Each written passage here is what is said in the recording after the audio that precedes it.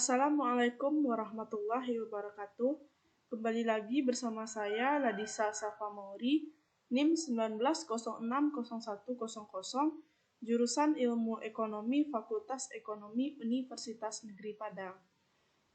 Tujuan saya membuat video ini adalah untuk memenuhi tugas mata kuliah Sejarah Perkembangan Pemikiran Ekonomi dengan dosen pengampu Bapak Dr. Alphon Satrianto, SEME. Di video kali ini saya akan membahas lanjutan dari bab 6, yaitu bab 7 mengenai pembaruan terhadap Marxisme. Yang pertama yang akan saya bahas adalah latar belakang. Karya Marx banyak dikagumi dan dibaca orang. Hanya sayangnya, karena gaya tulisan Marx sangat rumit dan membahas terlalu banyak facet, ekonomi, sosial, budaya, politik, moral, agama, falsafah, banyak hasil tulisannya yang disalah tafsirkan, bahkan oleh pengikut-pengikutnya sendiri pun.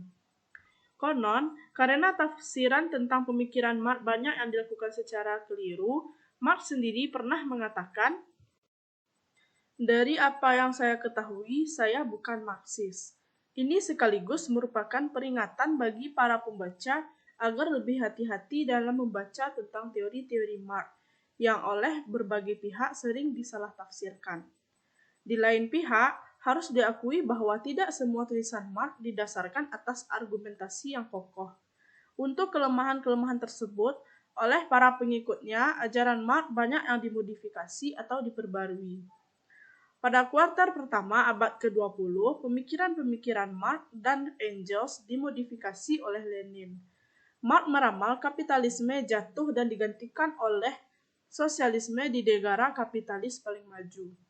Lenin justru berteori bahwa sosialisme muncul pertama kali di negara kapitalisme paling lemah.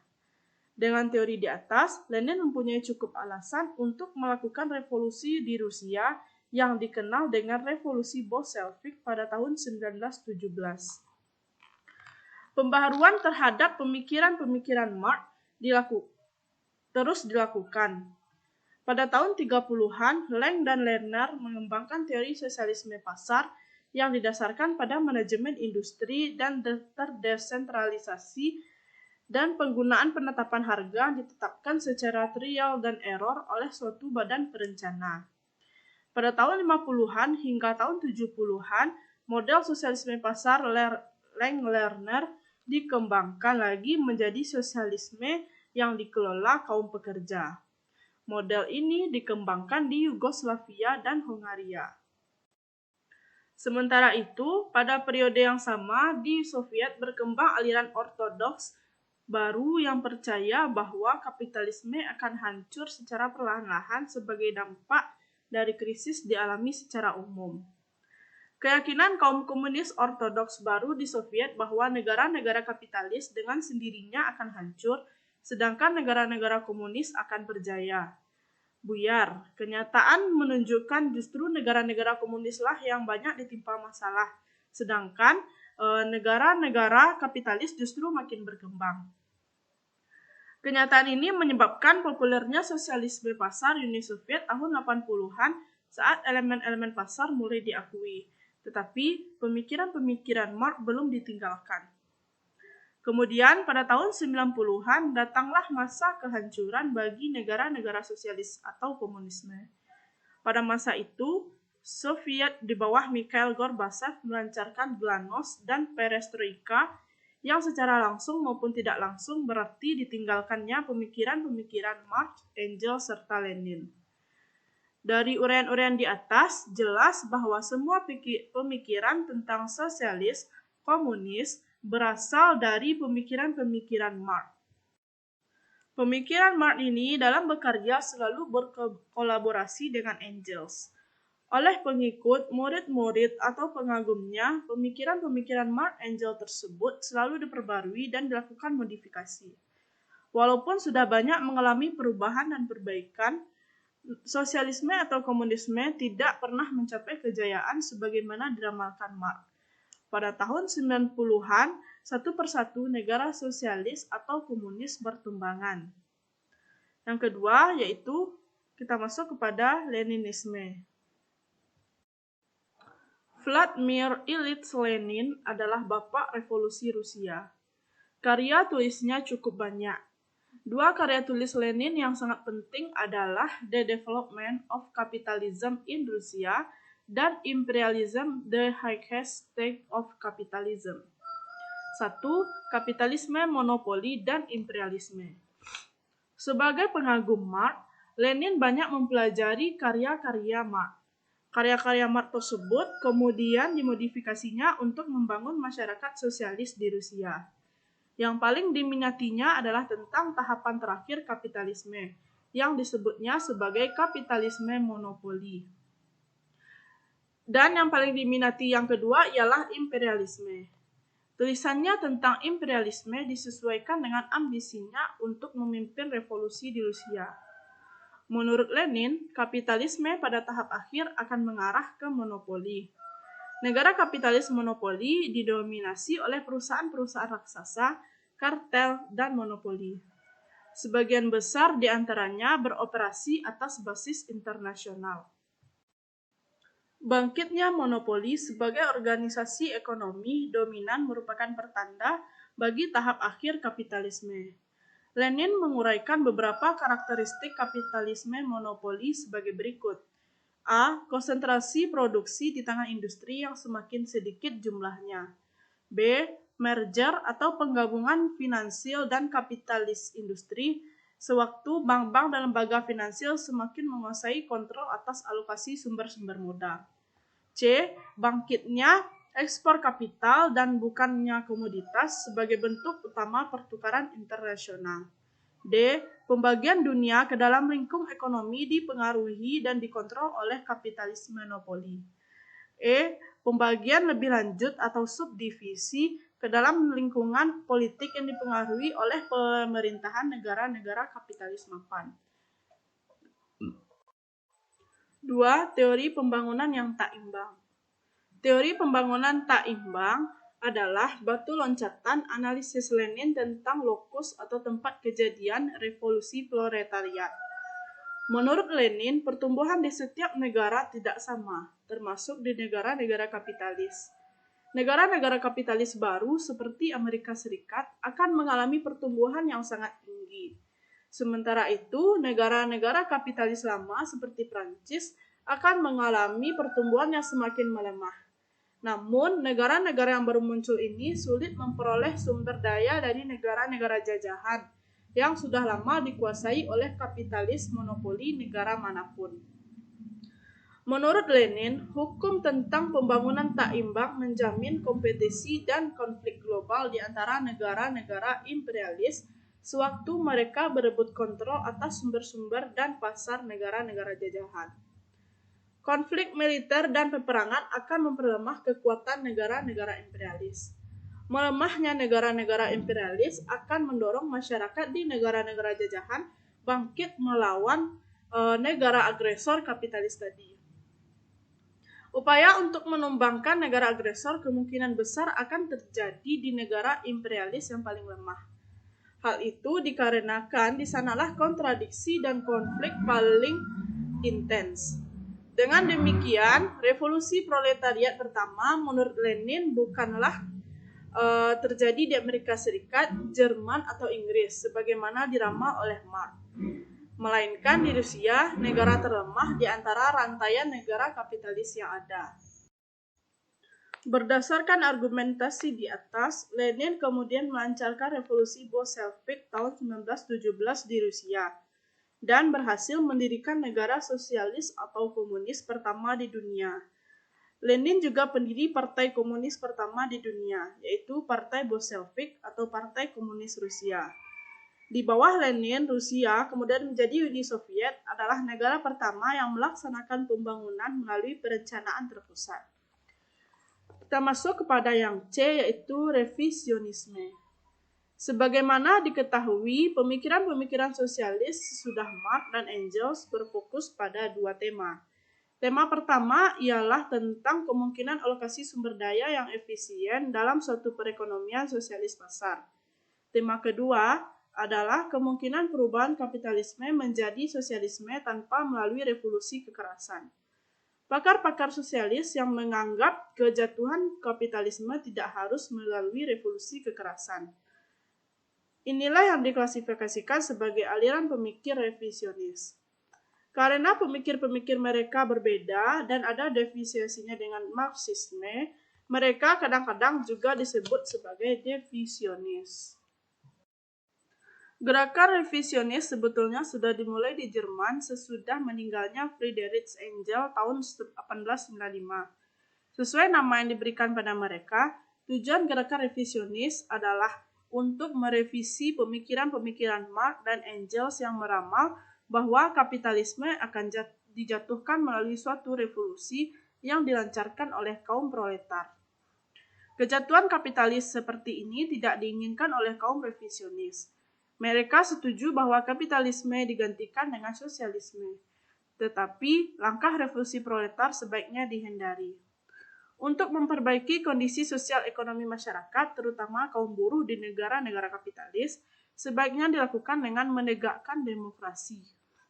Salah satu di antaranya ialah dengan melibatkan diri dalam gerakan-gerakan serikat perburuhan demi memperbaiki posisi tawar-menawar kaum buruh. Tokoh-tokoh yang tergolong kaum revisionis cukup banyak. Beberapa di antaranya ialah Bernstein, Tugan Baranovsky, Kautsky, dan Luxemburg. Edward Bernstein, seorang anggota gerakan sosial demokratik Jerman, adalah kawan dekat Engels. Menurut Bernstein, revolusi proletariat selain tidak diperlakukan juga kemungkinan terjadinya sangat kecil.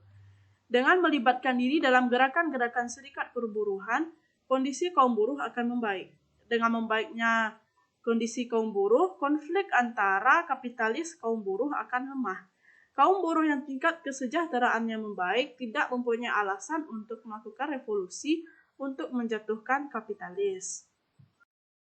Tokoh revisionis lain adalah Mikhail Tugan Baranovsky pada tahun 1865 sampai 1919.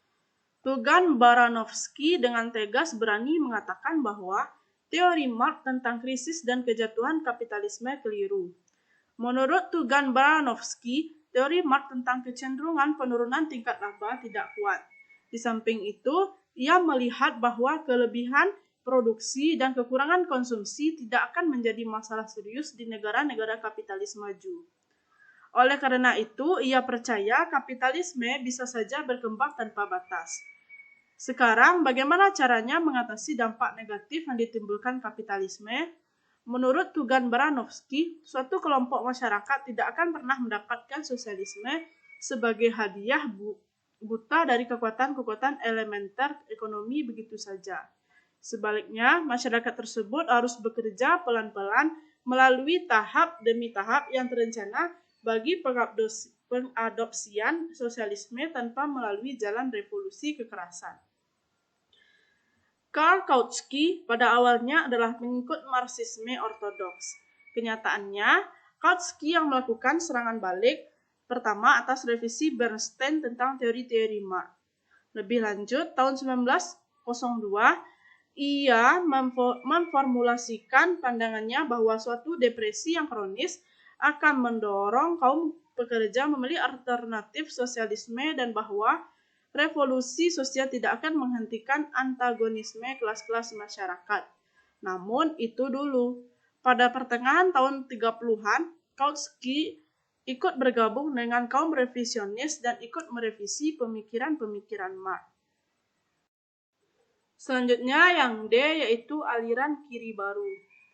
Aliran kiri baru dipengaruhi oleh berbagai aliran sosialis yang sangat berbeda-beda.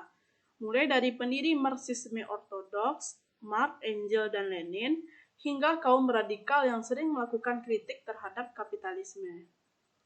Dan bahkan juga penulis-penulis non-Marxis lainnya seperti G. K. Galbraith, Herbert Marcuse, dan Mills, pimpinan-pimpinan revolusioner seperti Mao Tse-tung juga melakukan itu. Secara sederhana, aliran kiri baru dapat diartikan sebagai kombinasi dari Marxisme-Leninisme dengan pemikiran-pemikiran yaitu radikal baru. Secara keseluruhan, aliran kiri baru lebih dari sekadar kebangkitan kembali pemikiran-pemikiran Marxisme. Akan tetapi, dalam kenyataan berbeda dalam berbagai hal dari pemikiran-pemikiran kaum Marxisme ortodoks. Pemikiran-pemikiran dari aliran kiri baru yang sering mendapat sorotan adalah kelompok radikal yang sering melakukan serangan terbuka terhadap kapitalisme di Amerika Serikat tahun 70-an. Perhatian terhadap Marxisme muncul lagi dengan diterbitkannya buku Monopoli Kapital oleh Paul Baran dan Paul Sweezy pada tahun 1966. Buku Monopoli Kapital terasa sekali sangat memfokuskan perhatian pada aspek monopolistik perusahaan-perusahaan raksasa dalam perekonomian modern.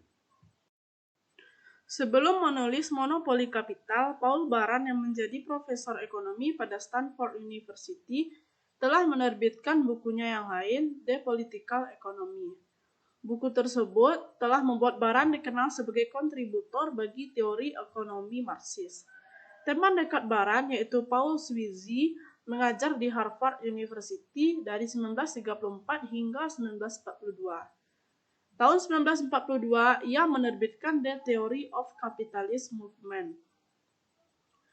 Kemudian, C. Wright Mills adalah ahli sosiologi dari Columbia University. Tahun 1956, ia menulis sebuah buku The Power Elite yang mengungkapkan bahwa negara kapitalis Amerika Serikat semakin dikuasai oleh kelompok elit yang terdiri atas pengusaha-pengusaha besar dan pemilik modal yang berkolaborasi dengan pemerintah dan pemimpin-pemimpin serikat buruh. Ernest Mandel tahun 1968 menulis sebuah buku berjudul Marxist Economic Theory. Buku ini mereview dan membuat penjelasan-penjelasan yang lebih sederhana sehingga teori-teori ekonomi Marxis bisa lebih mudah dibaca oleh masyarakat awam. Secara sederhana, Mandel juga membuat analisis bagaimana perekonomian negara-negara barat dapat dialihkan dari kapitalisme ke sosialisme. Pada kesempatan ini perlu dicatat bahwa kaum radikal, walaupun banyak mengkritik kapitalisme, tidak sendirinya mereka setuju dengan atau mendukung praktik pelaksanaan sosialisme.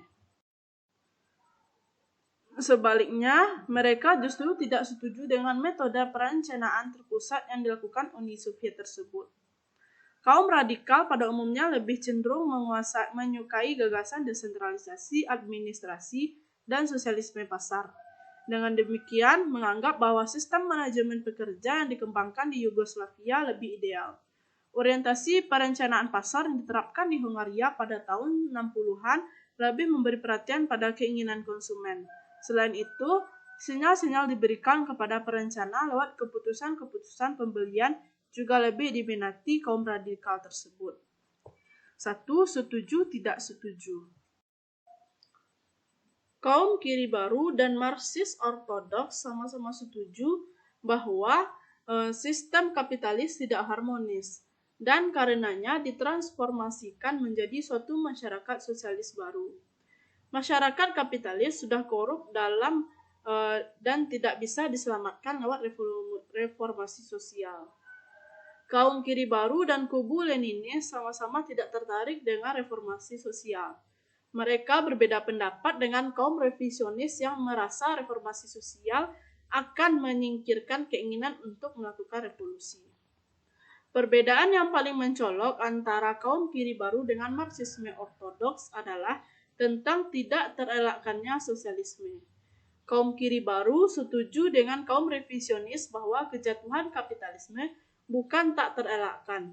Bahkan kejatuhan tersebut tidak mesti harus terjadi. Mereka beranggapan demikian karena jelas pekerja di negara-negara kapitalis sudah terintegrasi ke dalam masyarakat kapitalis dan tidak bisa diharapkan untuk melakukan reformasi tadi. 2. Kecaman terhadap kapitalisme kontemporer.